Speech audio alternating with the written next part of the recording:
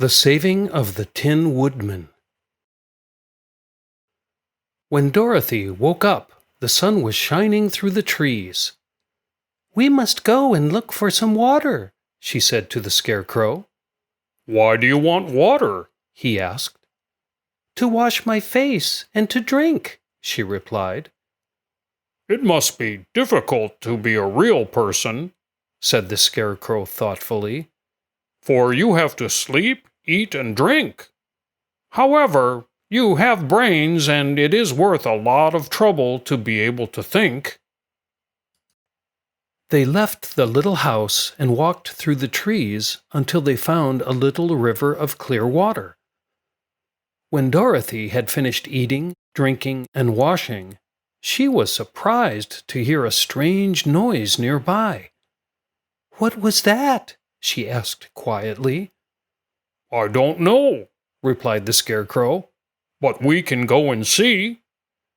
Just then another noise reached their ears, and the sound seemed to come from behind them. They turned and walked through the forest until Dorothy discovered something shining in the light. She ran to the place and then stopped quickly.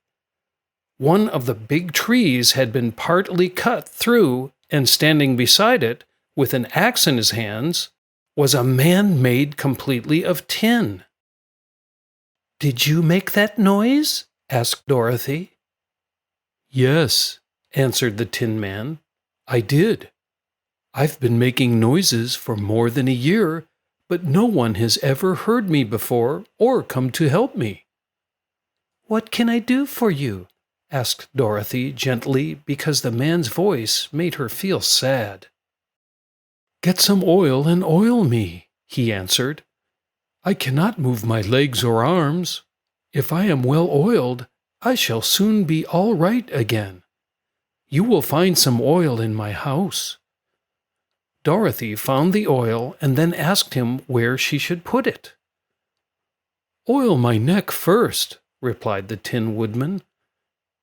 So she oiled his neck while the Scarecrow held his tin head and moved it gently from side to side until the Tin Woodman could move it by himself.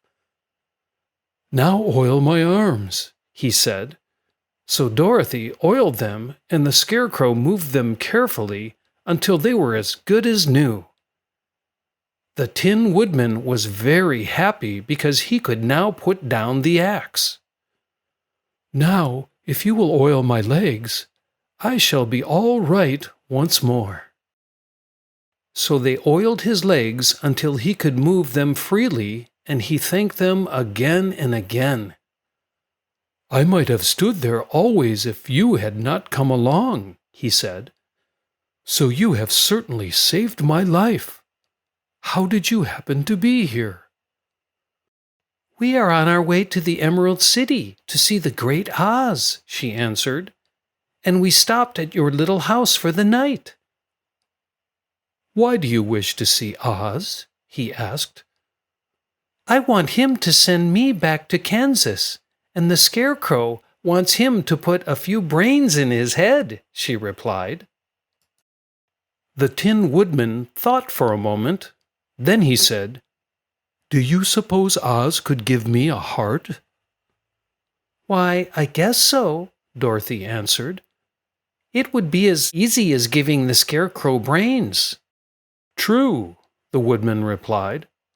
"So if you will allow me to join you, I will also go to the Emerald City and ask Oz to help me." "Come along," said the Scarecrow, and Dorothy added that she would be pleased to have his company. So the Tin Woodman picked up his axe, and they all continued through the forest until they came to the yellow brick road. The Tin Woodman had asked Dorothy to put some oil in her basket because he would need it if he got wet. It was a bit of good luck to have their new friend, for soon they came to a place where the trees covered the road. However, the Tin Woodman used his axe to cut the wood. Then they started walking, but soon the Scarecrow fell into a hole again. "Why didn't you walk around the hole?" asked the Tin Woodman. I don't know enough, replied the Scarecrow. As you know, my head is full of straw, and that is why I am going to Oz to ask him for some brains. Oh, I see, said the Tin Woodman. But, after all, brains are not the best things in the world. Have you any? Asked the Scarecrow. No, my head is quite empty, answered the Woodman. But once I had brains, and a heart also.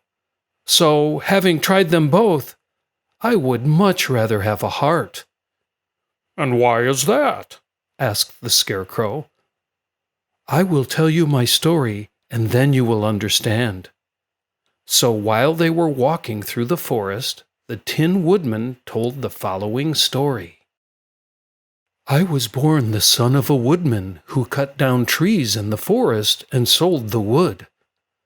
When I grew up, I also became a woodcutter, and after my father died, I took care of my old mother as long as she lived. Then I decided to marry so that I would not be lonely. There was one Munchkin girl who was so beautiful that I soon grew to love her with all my heart.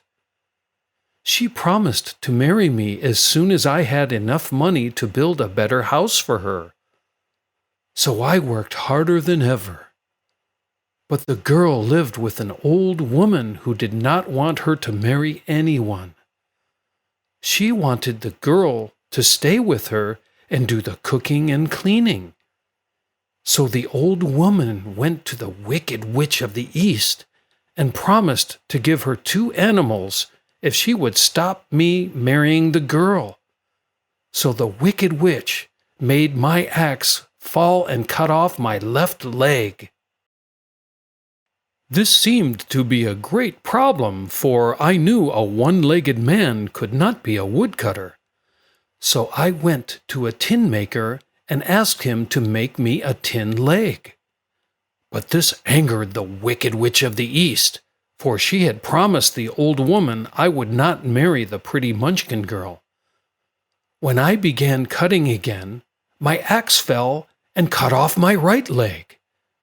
Again, I went to the tin maker, and again he made me a leg out of tin. After this, the witch made the axe fall and cut off my arms, one after the other, and then my head, and finally my body. But every time I went to the tin maker, he gave me a new part. But I had no heart because I was made of tin. So I lost all my love for the Munchkin girl and did not care whether I married her or not. I suppose she is still living with the old woman, waiting for me to come. My body shone so brightly in the sun that I felt very proud of it, and it did not matter then if my axe fell, for it could not cut me. There was only one danger, that my arms and legs would stop moving. But I kept some oil in my little house and took care to oil myself whenever I needed it. However, one day I forgot to do this, so I got wet and had to stand in the woods until you came to help me. It was terrible, but during the year I stood there, I realized that my greatest loss was the loss of my heart. While I was in love, I was the happiest man on earth. But no one can love who doesn't have a heart, so I have decided to ask Oz to give me one. If he does, I will go back to the Munchkin girl and marry her. Both Dorothy and the Scarecrow were greatly interested in the Tin Woodman's story. Now they knew why he wanted to get a new heart. All the same, said the Scarecrow, I shall ask for brains instead of a heart, for a fool would not know what to do with a heart if he had one. I shall take the heart, returned the Tin Woodman. For brains do not make one happy, and happiness is the best thing in the world." Dorothy did not say anything. She didn't know which of her two friends was right. She decided that, as long as she could get back to Kansas and Aunt Em, it did not really matter whether the Woodman had no heart and the Scarecrow had no brains, or whether each got what he wanted. What worried her most was that the bread was nearly gone. Neither the Woodman nor the Scarecrow ever ate anything, but she was not made of tin or straw, and she needed food.